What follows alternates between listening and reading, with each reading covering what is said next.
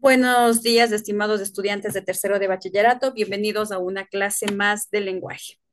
Pues bien, el día de hoy vamos a continuar abordando el tema de los textos argumentativos. Recordemos que la clase anterior ya habíamos visto nosotros qué son los textos argumentativos, ya habíamos visto tres clasificaciones. El día de hoy vamos a ver cinco clasificaciones más o cinco tipos de textos argumentativos, ¿no? Un poquito para refrescar la memoria, pues volvemos a recordar que un texto argumentativo es el que tiene como objetivo defender una postura, ¿no es cierto? Una idea sobre un tema que nosotros mismos hemos planteado. ¿Cuál es el propósito de esto? Pues convencer a la audiencia de que nuestro trabajo o de que nuestra tesis está encaminada a una postura clara y que va a ser defendida esa tesis con argumentos citados de fuentes confiables, ¿no? Nuevamente hacemos un recuento de cuál es la estructura básica de un texto argumentativo y como lo habíamos dicho, ¿no? Casi todos los textos tienen esta estructura lógica que es introducción, el cuerpo y el fin. Entonces vamos a hacer otra vez un recordatorio de lo que era la introducción dentro del texto argumentativo, que básicamente es presentar el tema o la idea o la tesis que nosotros vamos a defender. ¿Cómo se defiende? Pues con argumentos claros y confiables. En el cuerpo, recordemos que es la parte donde usted desarrolla de una manera mucho más amplia el contenido de los argumentos. Estos argumentos ya sabe usted que se pueden validar con evidencias, con estadísticas, y eso le va a dar a su trabajo una postura más confiable, ¿no? Porque hay citas que respaldan el trabajo que usted está haciendo. Este tema de la refutación lo habíamos puesto entre paréntesis, que es opcional porque no siempre se aplica en todos los textos argumentativos. Sin embargo, cuando se ve la necesidad de hacerlo, acuérdese que se trata de los contraargumentos y que los contraargumentos eran estas ideas que refutan al argumento, a la tesis planteada, que las critican, ¿no es cierto? Y por último, como cierre, siempre vamos a tener la conclusión, que no es otra cosa más que el resumen de los puntos claves que se había visto durante este texto argumentativo puede invitar a la reflexión y reafirma básicamente lo que usted está planteando dentro de la tesis. Habíamos dicho que vamos a trabajar en las diferencias de cinco tipos de argumentos y vamos a empezar con el primero. Tenemos el argumento de analogía. ¿Qué es este argumento de analogía? Pues básicamente es comparar dos situaciones o comparar dos conceptos diferentes para mostrar que comparten características iguales, características similares. Es decir, tengo dos conceptos distintos, pero los voy a comparar para identificar que dentro de alguna parte tienen características que se asemejan, ¿no?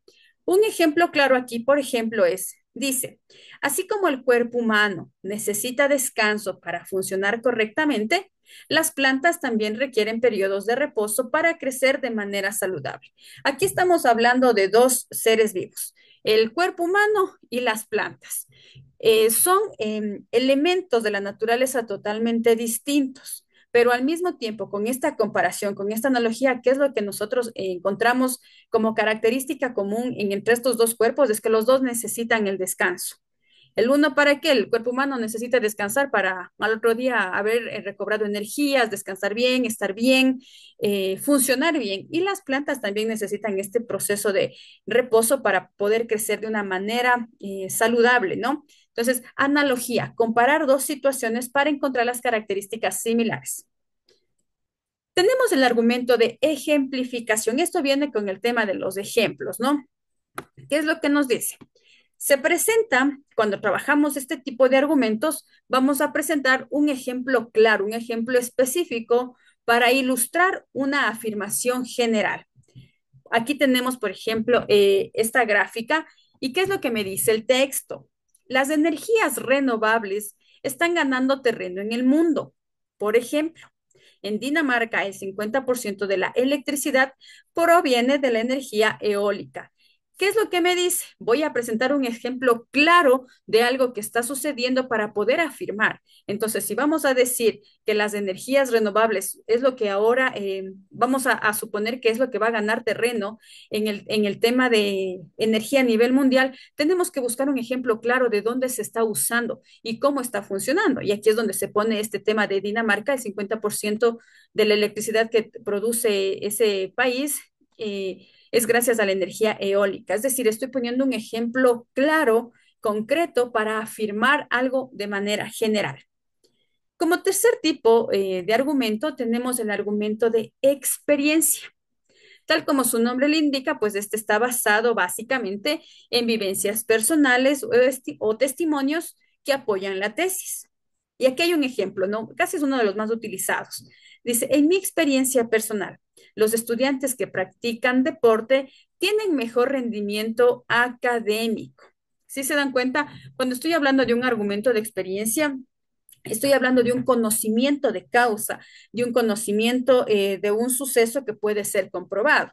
Yo como docente puedo decir, los estudiantes que presentan las actividades, pues son más propensos a ganar con facilidad el ciclo escolar. Esta persona que posiblemente tenga más contacto con la cuestión física de los estudiantes, dice, en mi experiencia personal, yo creo que los estudiantes que practican deporte tienen un mejor rendimiento académico. ¿Por qué? Porque cuando usted realiza ejercicio, hace que todos los órganos de su cuerpo se desarrollen de una manera más práctica, más activa, empiece a producir más energía y obviamente usted va a estar más activo, ¿sí? Entonces es trabajar desde una experiencia de un conocimiento que uno se tiene.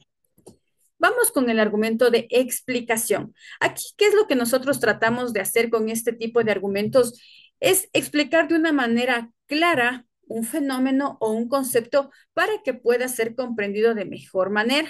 Por eso dice explicación. Si algo no está claro que se necesita, pues es explicar de una mejor manera y aquí calza muy bien este tipo de argumento. Por ejemplo, el cambio climático ocurre debido al aumento de gases de efecto invernadero que atrapan el calor en la atmósfera. Cuando nosotros hablamos del cambio climático, que es un tema de común conversa, por ejemplo, la mayoría de personas básicamente tenemos un concepto muy general, que es decir, el cambio climático es que la Tierra está cambiando los climas y por eso en algunos lugares hay más calor y en otros lugares hay más frío, hay el deshielo de los polos. eh, pero cuando alguien le dice, ¿y en qué más radica el cambio climático? ¿A qué se debe? ¿Qué es lo que pasa con el tema de los gases que se emiten desde la superficie de la Tierra, ¿no? Aquí hay un efecto importante que es el tema de los gases de efecto invernadero. Entonces, ¿qué es lo que dice? Atrapan el calor en la atmósfera, lo que provoca que la Tierra se empiece a calentar de una manera más fuerte. Entonces, si alguien desconoce un tema, yo tengo que profundizar en una explicación más clara para que quede el conocimiento más amplio y se pueda aclarar las dudas. Y tenemos también el argumento de deducción. Viene del término deducir. Entonces, ¿qué es lo que me dice aquí? Nosotros vamos a partir de una premisa, ¿no? De un enunciado, de algo muy general para llegar a una conclusión específica. Y aquí vamos nosotros a ver el ejemplo, y por eso está la fotito del delfín para que lo puedan graficar. Nosotros decimos, todos los mamíferos tienen corazón. Los delfines son mamíferos, por lo tanto, los delfines tienen corazón. Es decir, nosotros vamos a decir que todas las cosas grandes, voy a partir de algo muy general para poder llegar a una conclusión chiquita. Es verdad, todos los mamíferos tienen corazón.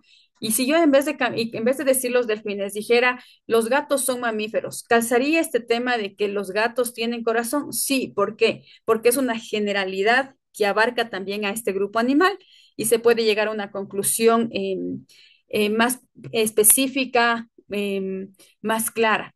Deducir, sacar una conclusión, entender una información general y de ahí yo ir sacando como conclusiones, ir deduciendo qué puede pasar, qué se puede decir, a qué quiero llegar, ¿sí? Estos son los 5 tipos de argumentos que nos faltaba por ver. La semana anterior habíamos visto el argumento de hecho, de definición, Ahora vamos a trabajar estos otros tipos de argumentos y básicamente la diferencia entre cada uno de ellos es el propósito que tiene, el objetivo que tiene. Si bien es importante entender que casi todos estos tipos de argumentos manejan una misma línea lógica en su estructura, la diferencia que les da a cada uno de ellos es el tema de el propósito. ¿Qué es lo que se quiere llegar con un argumento de explicativo, con un argumento de deducción, con un argumento de hecho que se vio la semana pasada? Entonces, ¿cuál es el propósito comunicativo del autor? Volvemos nuevamente a este tema de importancia en citar las fuentes. Primero, entender que en todos los tipos de argumentos que nosotros hemos visto, siempre van a tener que estar las fuentes citadas dentro del escrito.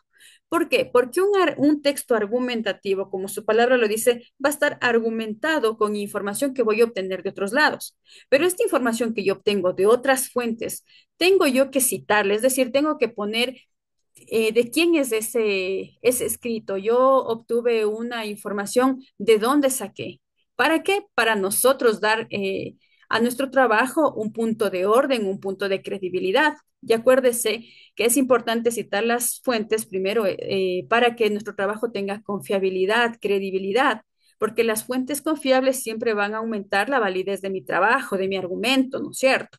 Como segundo punto, habíamos recordado nuevamente que cuando yo cito las fuentes, va a evitar el plagio. Es decir, si yo le nombro al doctor Juan Cifuentes, que es experto en cambios climáticos, en un texto argumentativo que voy a hablar sobre el cambio climático, pues obviamente yo estoy reconociendo el trabajo de este investigador, estoy reconociendo el esfuerzo que hizo a su investigación en algún espacio y yo también estoy dando un punto fuerte en mi trabajo porque estoy reconociendo que esa idea que estoy poniendo ahí no es mía, sino de alguien más.